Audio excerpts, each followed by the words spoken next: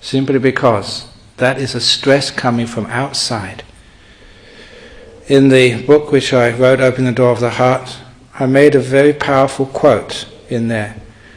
And the quote was, "Never allow what other people say to control your happiness." And I've extended that since. Why is it what other people say you allow them to control you? And that's a powerful means of control in our world. It's called now learning your weak points, pushing your buttons. They find out what upsets you. We speak to each other a lot in our society. We find out what really upsets you.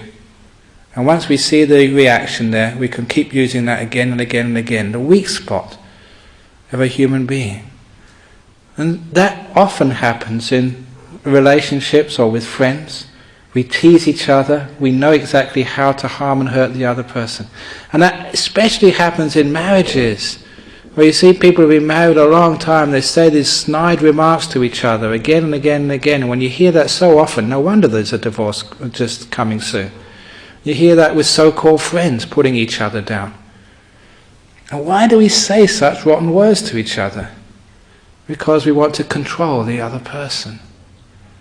And you know what it's like when people find your weak spot. And so the advice is, it doesn't matter what a person says, no matter what they call you.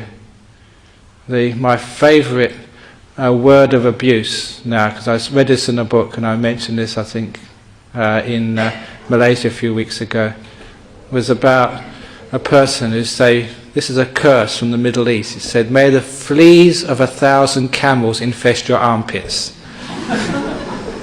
It's quite neat, isn't it? Say to somebody else, "May the fleas of 1,000 camels infest your armpits."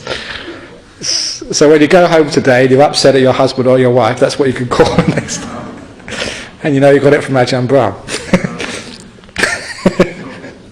It doesn't matter if someone says that. What are you going to do if someone tries to abuse you with words like that or something worse? Why do you allow other people's words to upset you? And you will keep on, until they find the right words which really get deep into you. Find your weak spot. And then they'll use that again and again. So it's great not allowing other people to upset you.